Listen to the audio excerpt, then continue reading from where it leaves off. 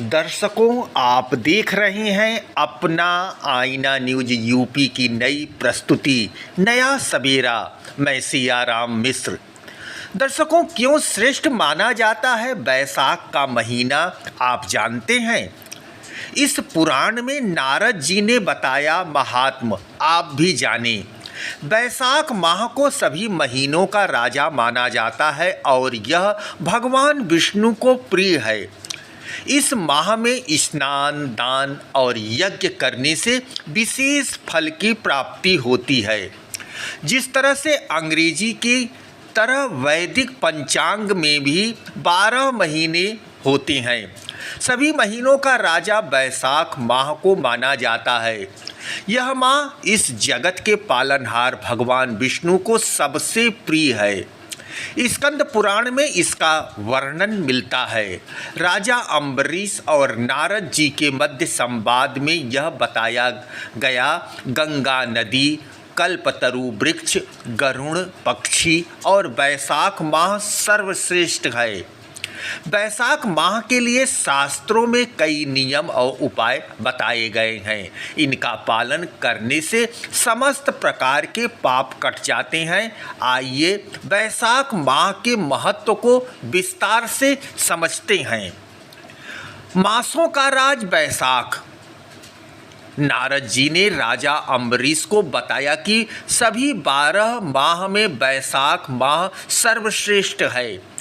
वेद विद्या, कल्पतरु का वृक्ष, कामधेनु गाय, नागों में शेष नाग और गरुड़ पक्षी, स्वर्ण धातु, देवताओं में भगवान विष्णु की तरह सर्वश्रेष्ठ हैं। यह माह भगवान विष्णु को सर्वाधिक प्रिय है।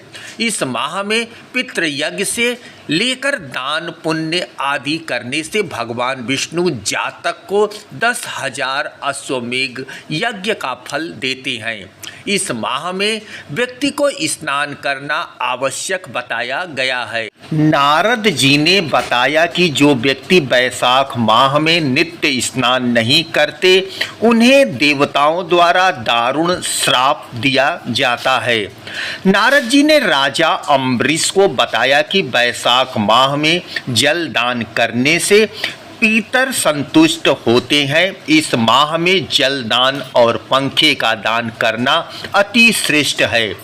वैशाख माह में छाते का दान करने से व्यक्ति को मरणोपरांत आत्मा को शांति मिलती है और उसे नरक नहीं भोगना पड़ता है। इस माह में खड़ाऊं अर्थात चप्पल का दान करने से व्यक्ति को श्री हरि के चरणों में वैकुंठ प्राप्त होता है। वैशाख माह में गरीबों में भोजन वितरण करना, अन्न दान करना एवं समस्त भौतिक वस्तुओं के दान करने से श्री हरि की अनंत कृपा प्राप्त होती है। आप देख रहे हैं अपना नया सवेरा न्यूज चैनल। हनुमान चालीसा के पाठ से नहीं होगा हार्ट अटैक, ब्लड प्रेशर, अनिद्रा से भी होगा बचाव, यह शोध में खुलासा हुआ है। वैशाख माह में ग्रहों के राजा सूर्य अपनी उच्च राशि मेष में एवं चंद्रमा उच्च राशि वृषभ में होते हैं। यह संयोग साल में एक बार ही बनता है। इसके कारण ग्रह, नक्षत्र, योग, कारण आदि कोई भी दोष बैसाख के माह में प्रभावी नहीं होता है। इसलिए बैसाख माह को सर्वश्रेष्ठ माना जाता है। बैसाख माह को स्कंद पुराण में भगवान विष्णु का प्रिय मास बताया गया है। बैसाख मास को कार्तिक और माघ मास से भी श्रेष्ठ दर्जा दिया गया है। नारद जी ने बैसाख मास का महात्म्य इस प्रकार बताया है कि जिस तरह जीवन के समान दूसरा लाभ नहीं है, उपवास की तुलना में दूसरा तप नहीं है, दान से बढ़कर कोई सुख नहीं है और दया के समान कोई धर्म नहीं है, उसी तरह बैसाख के समान कोई दूसरा पवित्र महीना नहीं है। ऐसे में बैसाख के महिमा में पवित्रता, पूजा आदि का विशेष ध्यान रखा जाता है। इस महीने भूल कर भी स्नान त्याग नहीं करना चाहिए। साथ ही कुछ बातों का विशेष ध्यान रखना चाहिए, वरना व्यक्ति को भगवान विष्णु और माता लक्ष्मी की नाराजगी झेलनी पड़ती है, उसे जीते जी नरक भोगना पड़ता है। स्कंद पुराण में नारद जी राजा अम्बरीश को वैशाख मास की महिमा का विस्तार से वर्णन करते हैं। वह कहते हैं कि जिस तरह नेत्रों के समान ज्योति नहीं है, भोजन के समान तृप्ति नहीं है, आरोग्य के समान आनंद नहीं है, केशव के समान रक्षक नहीं है, उसी तरह वैशाख के समान दूसरा महीना नहीं है। शेषनाग पर विराजमान भगवान विष्णु को वैशाख मास सर्वश्रेष्ठ प्रिय है। इस महीने के लिए नारद जी बताते हैं कि अगर कोई व्यक्ति वैशाख महीने में व्रत नहीं करता है तो वह सभी धर्मों से बहिष्कृत हो जाता है और उसे जल्द ही पशु योनि की प्राप्ति होती है। यही नहीं, मृत्यु लोक में पैदा होने वाले जिस मनुष्यों का जीवन वैशाख माह में बिना व्रत के बीतता है, उनका जीवन व्यर्थ चला जाता है। दर्शकों, आप देख रहे हैं आईना न्यूज यूपी की नई प्रस्तुति नया सवेरा। मैं सियाराम मिश्र। ग्रह तो जंतु सर्व दुःखातिगो भवे तमहं सर्वदा वन्दे श्रीमद्वल्लभनन्दनम्। अज्ञानतिमिरान्धस्य ज्ञानाञ्जनशलाकया चक्षुरुन्मीलितं येन तस्मै श्री गुरवे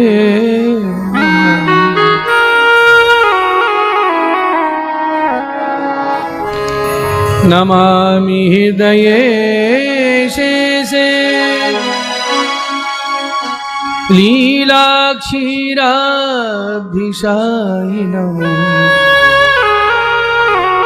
लक्ष्मी सहस्रलीला सेव्यमानं कलानिधि चतुर्भिश्च त्रिभिस्तथा षड्भिर्विराजते योऽसि पञ्चधा हृदये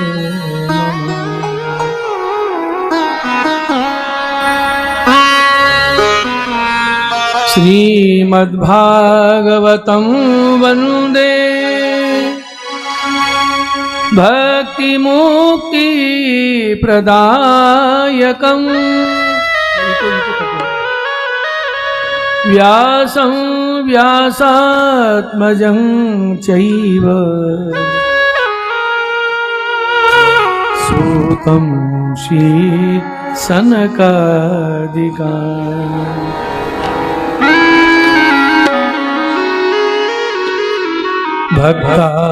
भक्ताभिलाषा चरितानुसारी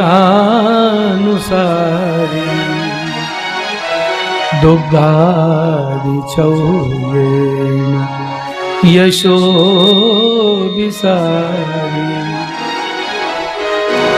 कुमारिकानौ दितघोषनारी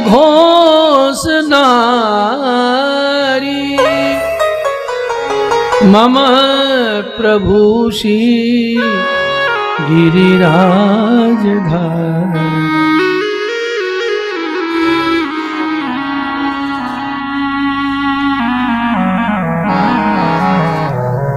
चरण शरण ब्रजराज कुंवर के चरण शरण ब्रजराज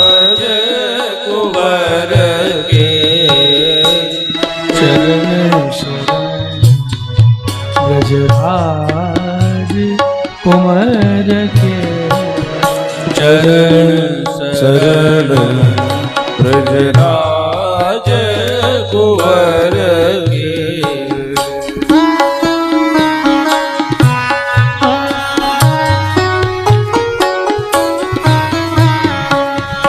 हम विधि अवधि कछु नहीं समझत, हम विधि अवधि कछु नहीं समझत, रहत भरोसे मुरलीधर के।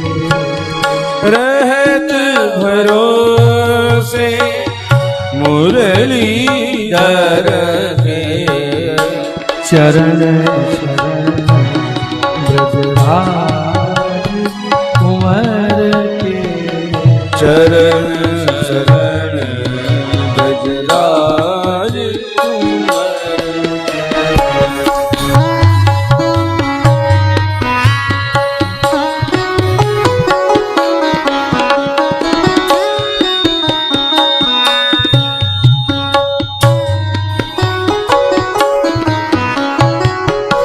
रहत आसरे ब्रजमंडल में, रहत आसरे ब्रजमंडल में। भुजा छाह से गिरवर धर के। भुजा छाह श्री गिरवर धर के।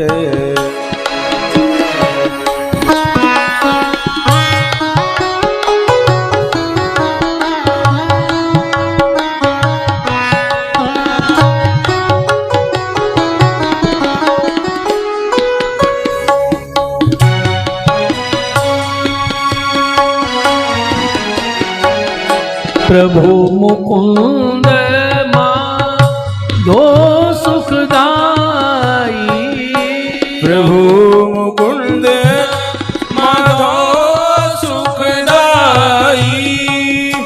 हाथ बिकाने श्री राधावर के। हाथ बिकाने श्री राधावर के। चरण शरण ब्रजराज कुंवर। चरण शरण ब्रजराज कुंवर के। चरण शरण ब्रजराज कुंवर के। चरण शरण ब्रजराज कुंवर के। चरण शरण चरण शरण चरण शरण ब्रजराज। श्री गिरिराज महाराज की, भागवत भगवान की, मुकुंदराय प्यारे की जय। गोपाल लाल प्यारे की जय। वल्लभाधीश की जय। गोसाई जी परम दयाल की जय।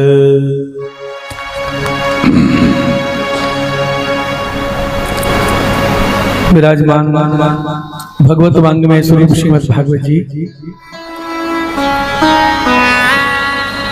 दंडवत श्री मुकुंदराय प्रभु, श्री गोपाल लाल प्रभु जुगल स्वरूप को दंडवत। आवाहन करके आसन दिया गया है जिनको सभी कथा सुनने पधारे हैं। देवबंद पितृषि गण आदि सबको नमन। विराजमान भूदेव वृंद, सहयोगी कलाकार जन और समस्त मनोरथी परिवार। भागवत सप्ताह यज्ञ का आज 6वें दिन का सत्र प्रारंभ हो रहा है।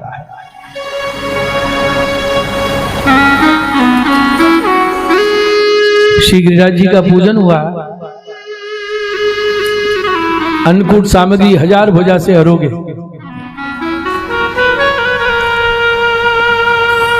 बरसाने में बदरौला नाम की गोपी घर में ही रह गई। उसने वहीं से भोग धराया और श्री गिरिराज जी ने एक भुजा लंबी करी और उसकी सामग्री आरोप। बोलो गिरिराज महाराज की जय। जब परिक्रमा हो रही थी तो मन से सभी गिरिराज जी की तरेठी में पहुंच गए।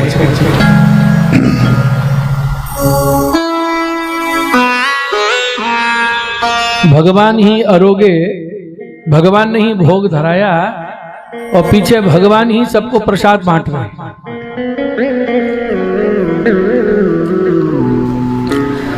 पूजा सबकी मान लई में जाहू घरन ब्रज लोग, सूर श्याम अपने कर बांटत गिरी को झूठो भोग।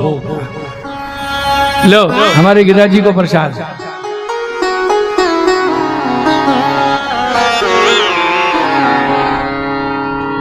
ब्रजवासी प्रसाद ले रहे हैं, बड़ा उत्सव मनाया जा रहा है। और वहां क्या हुआ? स्वर्ग में इंद्र अपने दूतों से बोला, सुबह से सांझ हो गई, ना कोई आवाहन ना कोई निमंत्रण, तेरा देख के तो आओ। हो सकता है 2 तिथि पड़ गई हो, आज नहीं तो कल माने प्रतिपदा, 2 तिथि पड़ जाती है। इंद्र ने अपने दूत भेजे और दूत आए, वहां तो ढेर लगा हुआ है प्रसाद, ऐसा कभी देखा ही नहीं। तो इंद्र के अनुसार बोले ब्रजवासियों से, ये क्या हो रहा है? ब्रजवासी बोले, हो नहीं रहा है तो हो चुका है। क्या हो चुका है? अन्नकूट जी क्या होता है? नहीं जानते? बोले हम नहीं जानते। पहले मनकूट, धनकूट, तनकूट, तब होता है अन्नकूट। बातों से थोड़ी होते हैं मनोरथ, द्रव्य चाहिए। और सामग्री सिद्ध करने वालों से पूछो कैसे सिद्ध होती है, कैसे सजाई जाती है। तीनों कूटे, मन तन धन, इसलिए यहां हो रहा है अन्नकूट। समझ गए? तो इंद्र के अनुसार बोले समझ गए। क्या समझ गए?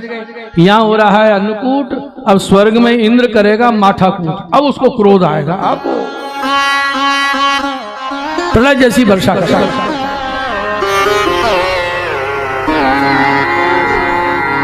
इंद्र ने जब सुना, इंद्रस्तदात्मनः पूजां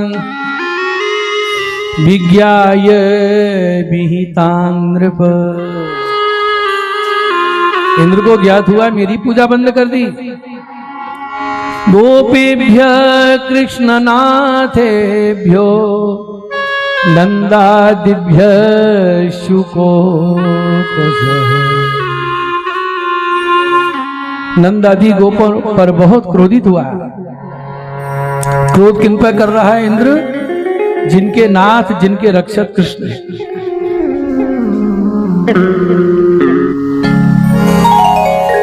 मेरी दया देखी है, कोप नहीं देखा। प्रलयकालीन वर्षा करूंगा। गणं सांवर्तकं नाम मेघानां चान्तकारिणाम् इंद्र प्रचोदयत् क्रुद्धो वाक्यं चाह्येषमाञ्जुतः।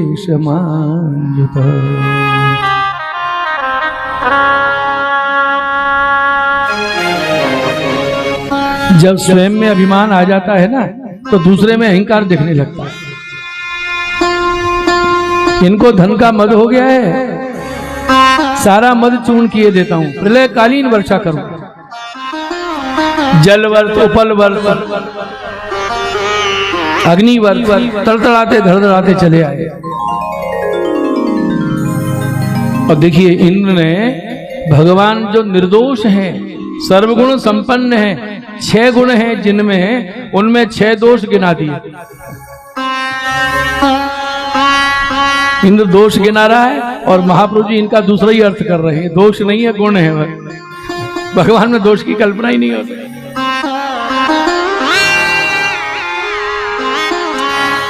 बाचालम बालिशम स्तब्ध मज्ञं पंडितमानिनम कृष्णं नृत्यमुपाश्रित्य गोपा मे च पुरप्रियम्। बोलो गिरिराज महाराज की जय। प्रलयकालीन वर्षा होने लगी, तड़तड़ाते धड़धड़ाते अग्निवर्त, जलवर्त, उपलवर्त, मूसलाधार वर्षा होने लगी। देखो भगवान रक्षा करेंगे, लेकिन ये थोड़ा सा कष्ट अभी क्यों सहना पड़ा? क्या कारण? भगवान ये बताना चाहते हैं कि वर्षों से पूर्वजों ने इंद्र की पूजा करी और एक बार नहीं करी तो देखो सब भूल गए। कैसा प्रकोप कर रहा है। और गिरिराज जी की पूजा वर्षों से नहीं करी है, पहली बार करी है और वही तुम्हारी रक्षा करे।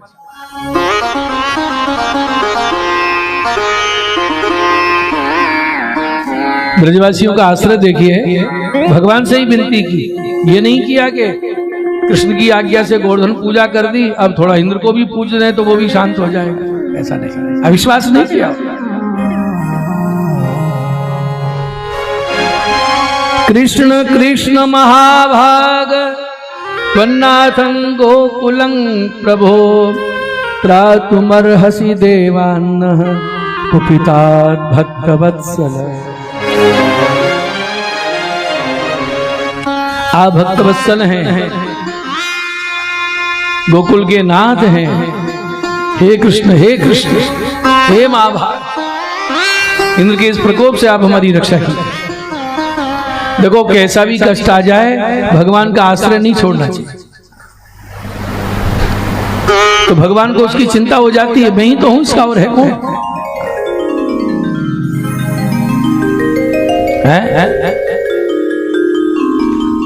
भक्ति में अनन्यता बहुत महत्वपूर्ण है। अनन्या चिंतयन्तो मां ये जनः पर्युपासते तेषां नित्याभियुक्तानां योगक्षेमं वहाम्यहम्। भगवान कहते हैं। और बल्लवाधीश आज्ञा कर रहे हैं, अविश्वासो न कर्तव्यः सर्वथा बाधकस्तु सः। अविश्वास नहीं करना चाहिए।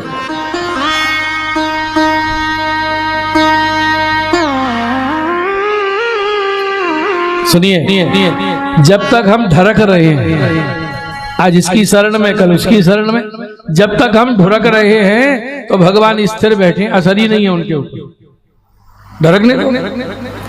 और जब हम ढरकना छोड़ देते, स्थिर हो जाते हैं, एक आश्रय ठाकुर जी का जब हम स्थिर हो जाते हैं तो भगवान डगमगा जाते हैं, मुझे ही जाना पड़ेगा, मेरे अलावा है कौन इसका।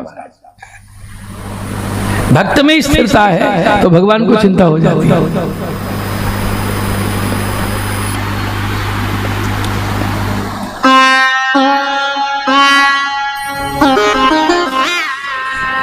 श्री गिरिराज महाराज की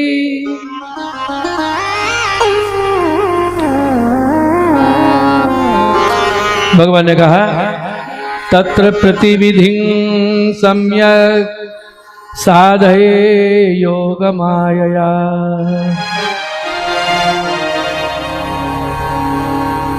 भागवत जी में ऐसा है, तत्र प्रतिविधिं सम्यक् आत्मयोगेन साधये। और शोधनी में ऐसा पाठ भेद माना है महाप्रभु जी ने, तत्र प्रतिविधिं सम्यक् साधये योग मायया लोकेश मानिनो मोढ्यत् हरिषे श्रीमदंतम।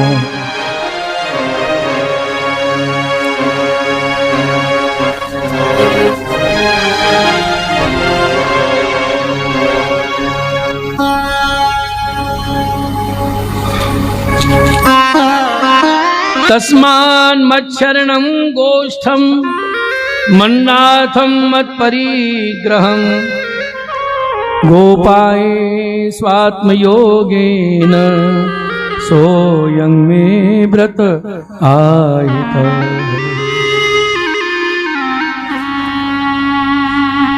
बोलो गिरिराज महाराज की जय। बहुत सुंदर इसका भाव आचार्य श्री समझाते हैं।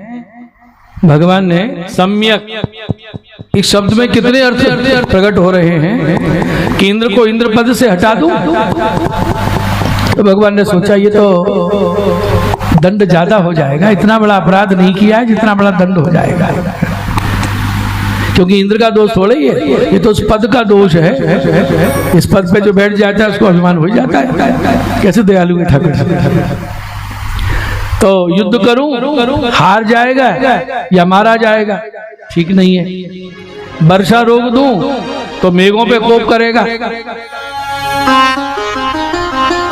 ब्रजवासियों को सुरक्षित कहीं और पहुंचा दूं तो इंद्र वहां जाके वर्षा करेगा। तब क्या करना चाहिए? सम्यक, इस शब्द से ध्वनित हो रहा है, भगवान ने निश्चित कर लिया है, इस प्रकार से रक्षा करूंगा। साधये योग माया, ये मेरे ही आश्रित हैं, मेरे अलावा और कोई नहीं है इनका, ये मेरे ही शरणागत हैं। तस्मात्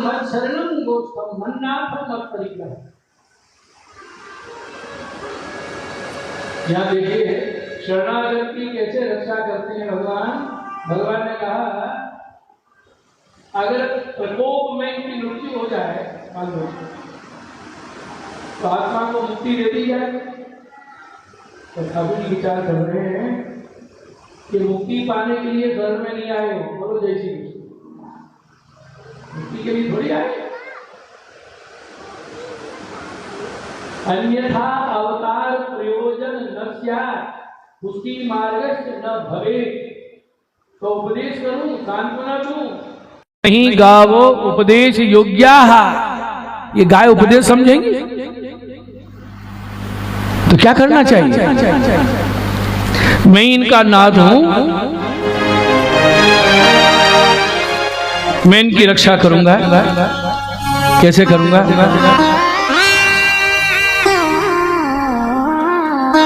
भगवान ने कहा यदि इनके शरीर का एक अंग भी नष्ट हो गया, क्या एक अंग भी या शरीर संबंधी कोई वस्तु भी नष्ट हो गई तो ये भक्ति मार्ग नष्ट हो जाए। समझना क्या ठाकुर जी विचार कर रहे हैं कि ये मेरे शरणागत हैं, तो अकेले शरण नहीं आए, इनके प्राण, शरीर, इंद्रिय और देह संबंधी सबको समर्पित किया है मेरे चरणों में। तो इन सबकी रक्षा करना ये मेरा दायित्व है, क्योंकि मैंने शरणागत की रक्षा करने का प्रण लिया है। सोयं में व्रत आहित।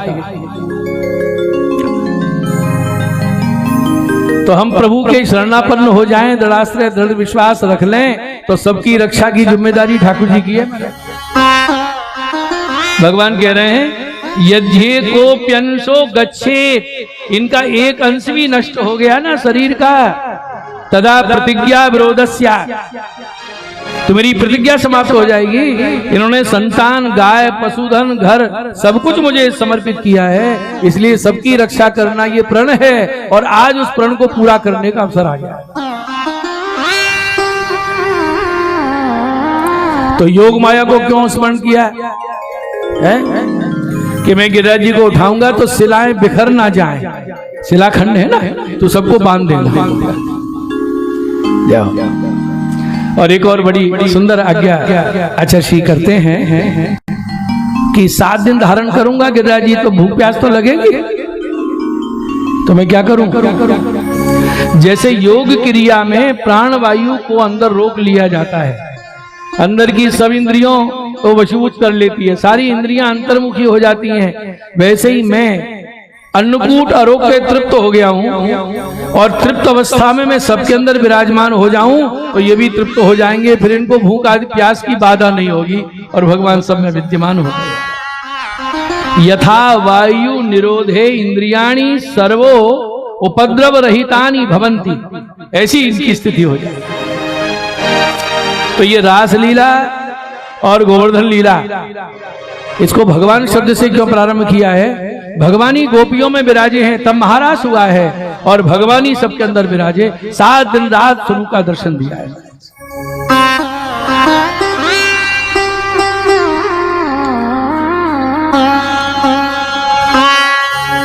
बोलो गिरिराज महाराज की जय। कल जयजयसी ने क्या क्या की?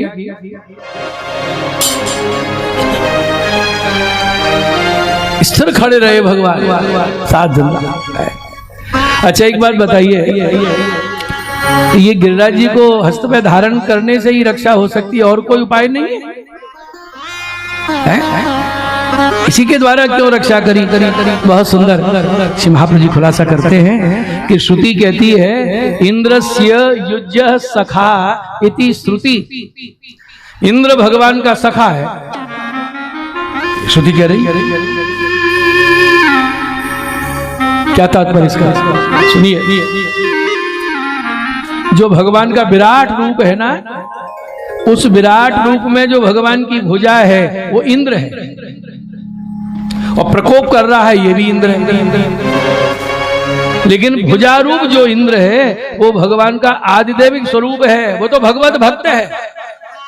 और ये जो आदि भौतिक इंद्र है इसको अज्ञानता के कारण मद हो गया है और भगवान के स्वरूप को पहचान नहीं रहा है। तो भगवान ने देखा इसका जो आदिदेविक स्वरूप इंद्र मेरी भुजा है विराट रूप में, उसके द्वारा ही इसको स्वरूप ज्ञान कराऊं। इसलिए भगवान ने भुजा पे गिरिराज जी को धारण करके आदि दैविक इंद्र के द्वारा आदि भौतिक स्वरूप को अपना ज्ञान कराया। क्या महाप्रभु जी की वाणी है। बोलो गिरिराज महाराज की इत्युक्त्वैकेन हस्तेन कृत्वा गोवर्धनाचलम ददार लीलया कृष्ण छत्राकमिव बालक।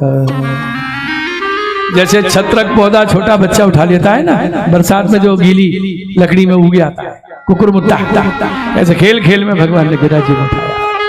नाम पड़ा गिरिराज धरण। बोलो गिरिराज धरण की जय हो। सब नीचे आ गए हैं।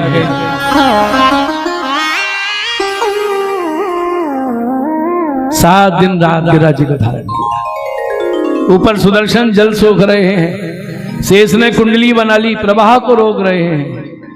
और जो गिरिराज जी को उखाड़ने से गड्ढा बना उसमें सब ब्रजवासी सब आ गए, गाय आदि सब आ गए।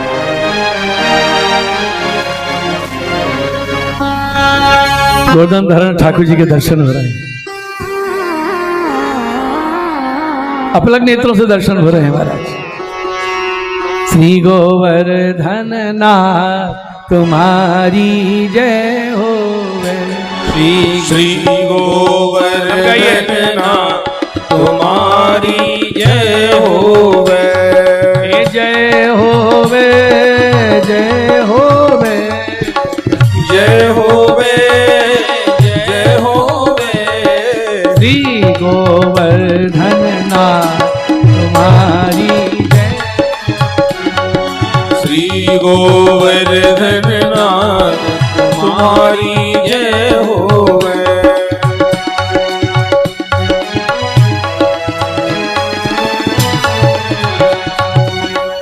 जय जय जय जय श्री गोवर्धन धारी।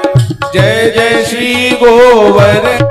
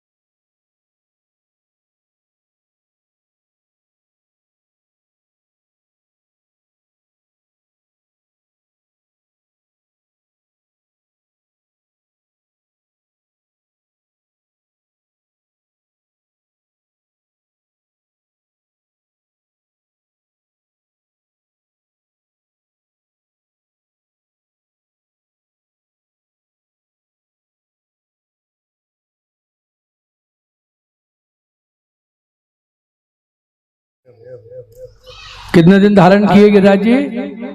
बोलो। और 7 दिन कैसे निकल गए? दर्शन करते करते गिरिराज जी के नीचे, जैसे हमारी कथा के दिन निकल रहे। कल 7वां दिन है।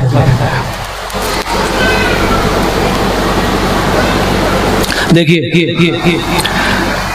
सद्गुण संपन्न भगवान ने प्रलयकालीन वर्षा करी। इंद्र ने एक एक दिन एक एक गुण से रक्षा की। यश, श्री, वीर, ऐश्वर्य, ज्ञान, वैराग्य प्रकोप करता रहा इंद्र। और 7वें दिन भगवान ने सप्तम धर्मी स्वरूप से जो रक्षा करी, घबरा गया। 7 समुद्र खाली कर दिए जाएं तो अभी मेरी विजय नहीं हो सकती। ऐसी सामर्थ्य भगवान में ही हो सकती। और 7 दिन गिरिराज जी धारण करके ठाकुर जी ने 7 प्रकार के अन्याश्रय दोष दूर किए। बोलो जय श्री कृष्ण। ये अन्याश्रय बहुत बड़ा दोष है, मन में भी नहीं आना चाहिए। श्रीमद् भागवत का कर सके, भगवत लीला का श्रवण करना भी बहुत कठिन काम है। हर कोई आदमी नहीं कर सकता। थोड़ी देर करेगा और भाग जाएगा। जो रसज्ञ होगा वही टिक करके श्रवण कर पाएगा। भगवत कृपा जिस पर होगी वही टिक करके श्रवण कर पाएगा। तो वो श्रीमद् भागवत जो सुखदेव जी के मुखारविंद से, जिनको स्त्री पुं भेद नहीं था, स्त्री पुं भेदा न तो सुतस्य विविक्त दृष्टे है। सुखदेव जी के अंदर स्त्री पुं भेद नहीं था। व्यास जी में था परंतु सुखदेव जी में नहीं था। इसलिए तो व्यास जी ने भागवत की रचना किया, परंतु भागवत कहने का अधिकार व्यास जी को नहीं मिला, वो सुखदेव जी को मिला। क्योंकि श्रीमद् भागवत जब फल प्रकरण कहना है, निरोध अध्याय कहना है, तो वहाँ पर स्त्री पुं भेद यदि जिसके अंदर है वो न कह सकता है न सुन सकता है। परीक्षित जी ने भी जो प्रश्न किया कि परदाराभिमर्शनम आप्तकामो विदुपति कृतवान वही जुगुप्सितम, ये प्रश्न भी उन्होंने परीक्षित जी के अंदर उत्पन्न नहीं हुआ है, परंतु परीक्षित जी ने हम समग्र श्रोताओं के शंका को निवारण करने के लिए प्रश्न किया है कि वहाँ स्वतंत्र कर्तृत्व सामर्थ्य प्रभु के अंदर है, ये बताने के लिए निर्णय किया है। क्यों? पूर्ण पुरुषोत्तम परब्रह्म विरुद्ध धर्माश्रय कुछ भी कर सकता है, उसको किसी चीज की आवश्यकता नहीं है। उसको आकार स्वरूप स्वयं है, उसको आकार लेने के लिए माया की आवश्यकता नहीं है। जैसे मायावादियों के ब्रह्म को आकार लेने के लिए माया की आवश्यकता पड़ती है। माया आती है तब वो आकार ले पाते हैं, माया मिलती है साथ में तब वो आकार ले पाते हैं, नहीं तो आकार नहीं ले पाता। वो बेचारा, उनका ईश्वर इतना असमर्थ है, इतना दीनहीन है कि वो आकार भी नहीं ले पाता, वो कुछ कर भी नहीं पाता जब तक माया उसके अंदर न मिले। परंतु श्री वल्लभाचार्य चरण का ईश्वर सर्वतन स्वतंत्र, सर्व सामर्थ्यवान, उसके लिए कुछ भी उसको आवश्यकता नहीं पड़ती। मायावादी समझाने वाले समझाते हैं ऐसा, जो स्वर्ण होता है, स्वर्ण में जब तक तांबा नहीं मिलेगा, कुछ दूसरा पदार्थ नहीं मिलेगा, तब तक वो आकार नहीं लेगा। इसी तरह ब्रह्म का भी है। और हम सब लोग भी ऐसे हैं बुद्धिमान के मान लेते हैं उसको, वो ऐसा नहीं है। यहाँ न तो स्वर्ण है न तांबा है, ये तो पूर्ण पुरुषोत्तम परब्रह्म कर्तुम अकर्तुम अन्यथा कर्तुम समर्थ ईश्वर है। वो कुछ भी कर सकता है, वो कहीं भी उसको किसी के भी सहयोग की आवश्यकता नहीं है, वो स्वयं ही सब कुछ करने में समर्थ हैं। ऐसे हमारे पूर्ण पुरुषोत्तम परब्रह्म प्रभु श्री वल्लभाचार्य चरण ने उस सिद्धांत को स्थापित किया। श्रीमद् भागवत में भी वही सिद्धांत है और पहले के 3 श्लोक उसी सिद्धांत को प्रतिपादित करने वाले हैं। इसलिए उसी बात को ध्यान में रखकर श्री वल्लभाचार्य चरण के आश्रय को, चरणारविंद को पकड़कर हमको श्रीमद् भागवत का श्रवण आनंद से करना है। और आप लोग आनंद से करो। 2 बजे से आप लोग बैठे हो, इसलिए विशेष समय नहीं लेते हैं। यहीं पर अपने वक्तव्य को समापन करते हुए कल रास पंचाध्याय का आनंद आप सब लोग लेंगे। और उसके बाद पूर्णाहुति का आनंद लेना है। उसके बाद बीच में 23 तारीख 22 को पूर्णाहुति है। उस दिन ठाकुर जी का मनोरथ भी है। राजभोग में है ना, राजभोग में मनोरथ भी है, वो मनोरथ का आनंद लेना है सबको। और उसके बाद 23 तारीख को 22 को मनोरथ है और 23 तारीख को फिर अपने श्री वल्लभाचार्य चरण के उत्सव का जो अपन क्रम हर साल रखते हैं, उस क्रम को ये पूरा क्रम एक साथ लगातार वो क्रम हो गया है। 23 तारीख को कीर्तन सम्मेलन का आयोजन है और उसी के साथ उसके बाद हमारे चिरंजीव राजा बेटी जी मंजरी राजा का गायन है। ये 2 कार्यक्रम 23 तारीख को है। प्रातःकाल ध्वजवंदन है, सुदर्शन जी का दुग्धाभिषेक है। आपके संयोग अच्छा है, शास्त्री जी भी बराबर कार्यक्रम में सब में हमारे साथ रहेंगे, इनका भी लाभ अपन को प्राप्त होगा, वो कार्यक्रम है। उसके बाद उत्सव वाले दिन 24 तारीख को जो अपना क्रम रहता है, प्रातःकाल पाठ का क्रम रहता है और सायंकाल 4 बजे से है ना, 4 बजे शोभा यात्रा का क्रम है। वो शोभा यात्रा घूमकर यहाँ से निकल कर, उसका रूट सब बताया गया है पत्रिका में, घूम करके वापस गोपाल मंदिर आएगी। श्री वल्लभाचार्य चरण का पंचोपचार पूजन होगा। उसके बाद विद्वत सभा होगी, उसमें विद्वानों के और वैष्णवों के उद्गार होंगे। 4 वैष्णवों का सम्मान होगा, 2 पुरुष प्रौढ़ वैष्णवों में, वृद्ध वैष्णवों में 2 महिला वृद्ध वैष्णवों का सम्मान होगा, जिन्होंने अपना जीवन पूरा यहाँ पर समर्पित किया है। ऐसे 4 वैष्णवों का सम्मान होगा। उसके बाद प्रवचन का कार्यक्रम होगा।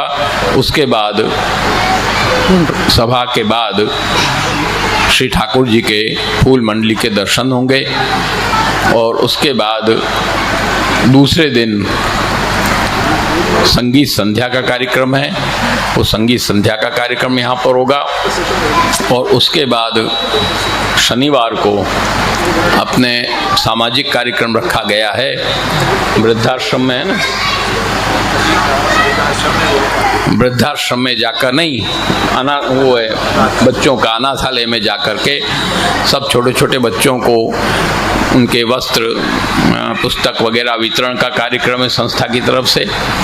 और फिर अपने रणछोड़ जी में वल्लभ सिद्धांत सेवा संस्थान में, जो अपनी बहुत पुरानी संस्था है, महाराष्ट्र के द्वारा स्थापित संस्था है, जहाँ पर शास्त्री जी का मुकाम भी है, वहीं पर श्री महाप्रभु जी के उत्सव का कार्यक्रम होगा। इस प्रकार से पूरा कार्यक्रम अपना 16 तारीख से लेकर के 26 तारीख तक का पूरा कार्यक्रम श्रृंखला में अपना होगा। उस सब का कार्यक्रम का भी आप लोग आनंद लेंगे। इतना ही कहते हुए हमारे व्यक्ति को यहाँ पर श्री वल्लभाधीश की मुझे समाचार मिला है, जब जय जय विराजे हैं, सभी की इच्छा है आप श्री के चरण स्पर्श का लाभ लेने की। तो महर्षि ऊपर विराजेंगे आरती के बाद और हम लोग ऊपर चरण स्पर्श का लाभ प्राप्त करेंगे। ऐसी आज्ञा हुई है, सभी को लाभ प्राप्त।